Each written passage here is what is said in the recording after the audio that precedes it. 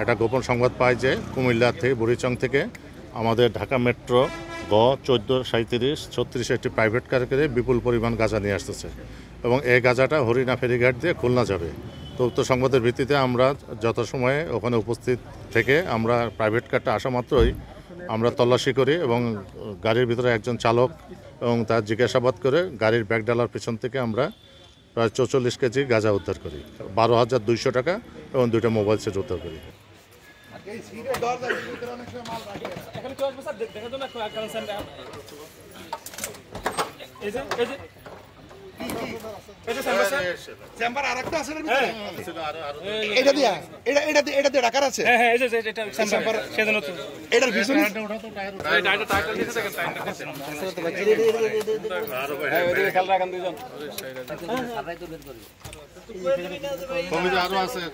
আমরা তো দেখি এই টায়ারটা ওঠান যায় না। আর কোন জায়গা আছে? জানো না কয়টা বোতল তোমার বুঝাই দিতে গেছে?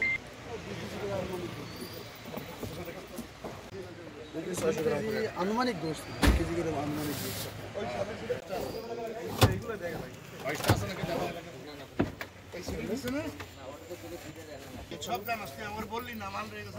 গোপন সংবাদের ভিত্তিতে অদ্যম মাদক দ্রব্য নিয়ন্ত্রণ অধিদপ্তর জেলা কার্যালয় চাঁদপুর এবং জেলা প্রশাসন চাঁদপুরের নির্বাহী ম্যাজিস্ট্রেট এনডিসি স্যার আমাদের, আর চাঁদপুর বাংলাদেশ সেনাবাহিনীর চাঁদপুর ক্যাম্পের ক্যাপ্টেন স্যার এবং তার ফোর্সসহ এবং সদর থানার পুলিশের এসআই এবং অন্যান্য ফোর্সসহ এটি টাস্কফোর্স অভিযান পরিচালনাকল্পে আমরা সদর থানাধীন হরিণাঘাট এলাকায় যাই।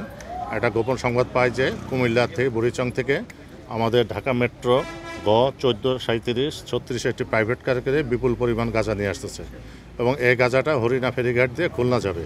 তো উক্ত সংবাদের ভিত্তিতে আমরা যথাসময়ে ওখানে উপস্থিত থেকে আমরা প্রাইভেট কারটা আসা মাত্রই আমরা তল্লাশি করি এবং গাড়ির ভিতরে একজন চালক নাম আল্লাহ আশিম মোহাম্মদ রুবেল হাওলাদারকে পাই এবং তার জিজ্ঞাসাবাদ করে গাড়ির ব্যাগডালার পিছন থেকে আমরা প্রায় 44 কেজি গাঁজা উদ্ধার করি এবং তার গাঁজা বিক্রির সন্দিগ্ধ টাকা হলো 12,200 টাকা এবং 2টা মোবাইল সেট উদ্ধার করি। আর আসামিদের বিরুদ্ধে আমরা মাদকদ্রব্য নিয়ন্ত্রণ আইনে চাঁদপুর সদর থানায় একটি নিয়মিত মামলা রুজু করব।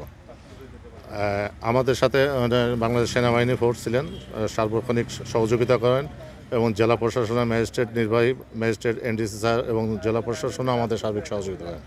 এটা মামলাটা আসলে এখন তদন্তকারী কর্মকর্তা এটা কোত্থেকে আসছে, কীভাবে আসছে বিস্তারিত তদন্তে এটা জানা যাবে। এখন আমরা তাৎক্ষণিকভাবে জানতে পারছি সে নিয়ে খুলনার জনকেও এক ব্যক্তির কাছে দেবে, কিন্তু তার নাম ঠিকানা সে জানে না।